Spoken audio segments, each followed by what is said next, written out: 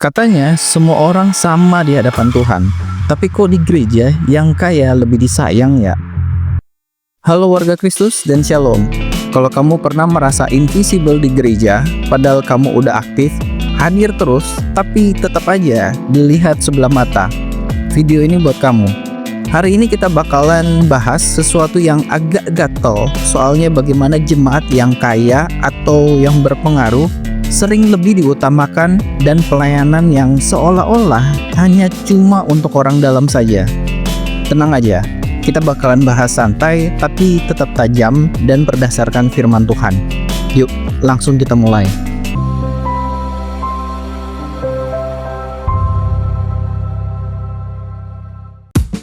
Ketika bangku depan bukan buat semua orang. Pernah gak sih kamu ngeliat ada orang baru datang ke gereja, tapi karena dia pengusaha atau tokoh politik, langsung disambut kayak tamu VIP? Ini bukan cuma cerita satu ataupun dua orang. Banyak yang merasa kalau kamu punya uang ataupun koneksi, kamu akan lebih cepat dikenal, lebih cepat dilibatkan, bahkan lebih cepat dipromosikan dalam pelayanan. Apakah ini salah? Kalau dari segi sopan santun dunia, mungkin wajar. Tapi kita bukan sedang membangun kerajaan dunia kan? Yakobus 2 ayat 1-4 bilang begini, "Jangan kamu memandang muka jika ada orang kaya masuk dengan cincin emas dan kamu menyambut dengan istimewa, tapi yang miskin kamu abaikan, bukankah kamu telah berdosa?" Tegas banget kan? Alkitab jelas bilang, memuliakan yang kaya dan mengabaikan yang lain sama dengan dosa.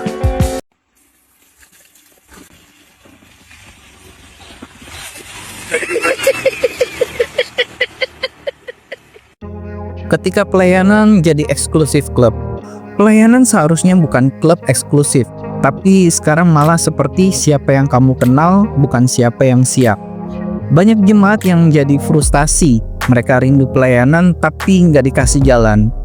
Efesus 4 ayat 11-12 bilang, "Dan ialah yang memberikan untuk memperlengkapi orang-orang kudus bagi pekerjaan pelayanan, bagi pembangunan tubuh Kristus." Tugas pemimpin gereja itu memperlengkapi semua jemaat, bukan mempersempit pintu masuk pelayanan. Apa efeknya? Ketika jemaat merasa tidak dilibatkan, mereka perlahan mundur. Ngapain aku aktif? Yang dilihat cuma orang yang punya jabatan atau yang tajir doang.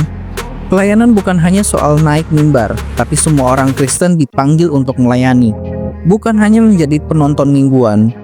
Kalau pelayanan hanya milik segelintir orang, maka gereja akan kehilangan pasukannya. Yang tersisa cuma performer dan penonton. Padahal kita ini tubuh Kristus, bukan panggung pertunjukan.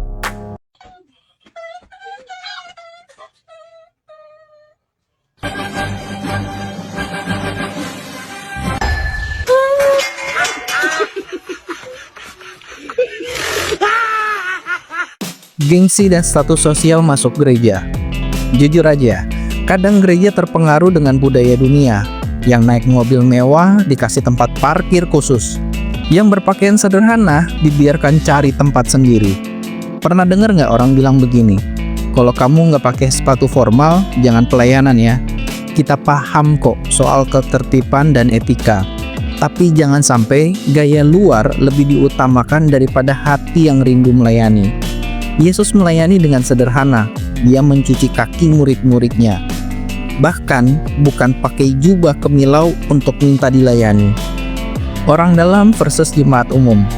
Istilah orang dalam ini memang sensitif, tapi realita di banyak gereja yang dilibatkan adalah mereka yang mempunyai koneksi langsung ke pemimpin. Bukan berarti mereka nggak layak ya, tapi bagaimana dengan 90% jemaat lainnya? Apakah gereja menyediakan pelatihan terbuka? Apakah ada pembinaan? Atau cuma dipilih-pilih yang dekat-dekat saja? Kalau sistemnya seperti itu, maka pelayanan bukan pertumbuhan iman, tapi ajang sosial.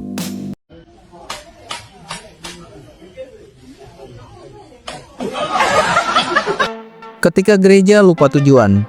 Tujuan gereja adalah membentuk murid Kristus, bukan membuat struktur organisasi yang nyaman bagi elitnya. Kalau yang dilayani cuma yang populer dan kaya, kita semua sudah kehilangan arah. Yesus berkata Markus 10 ayat 45, Anak manusia datang bukan untuk dilayani, melainkan untuk melayani. Kalau Yesus sendiri datang untuk melayani tanpa syarat, kenapa gereja malah membuat syarat tidak tertulis yang membatasi orang untuk terlibat? Waktunya berubah dari eksklusif jadi inklusif. Teman-teman sekalian, ini bukan cuma soal mengkritik gereja, tapi mengajak berubah. Kita harus mendorong gereja menjadi inklusif. Bagaimana caranya? Buat pelatihan pelayanan terbuka bagi semua jemaat.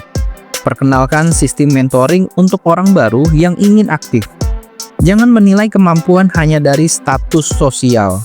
Dengarkan suara mereka yang selama ini diam tapi setia hadir. Ingat, orang yang setia tidak terlihat bisa jadi pahlawan rohani yang sedang Tuhan siapkan.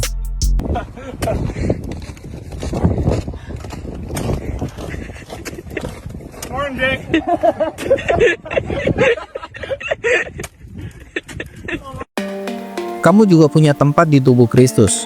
Kalau kamu merasa tidak dianggap, jangan menyerah. Manusia bisa salah pandang, tapi Tuhan tidak. Dia tahu hatimu, Dia tahu kerinduanmu, dan kalau kamu mau melayani, pintu Tuhan selalu terbuka, even ketika pintu gereja tertutup. Berdoalah, minta Tuhan bukakan jalan. Kadang Tuhan akan pakai kamu justru di luar sistem gereja, di lingkungan kerja mungkin, keluarga, media sosial, bahkan mungkin lewat channel YouTube seperti ini. Warga Kristus yang diberkati, mari kita berani bertanya dan mendorong perubahan. Jangan takut menyuarakan kebenaran dengan kasih. Bagikan video ini ke mereka yang perlu tahu Tuhan tidak pilih kasih dan gereja juga seharusnya tidak. Tuliskan di kolom komentar apakah kamu pernah merasakan pelayanan di gereja terlalu eksklusif. Ceritakan pengalamanmu. Siapa tahu pendetamu nonton video ini. Jangan lupa like, share, dan subscribe supaya kita bisa terus menyuarakan kebenaran dengan kasih dan keberanian. Sampai di sini dulu pembahasan kita. Tuhan Yesus memberkati dan keep on fire.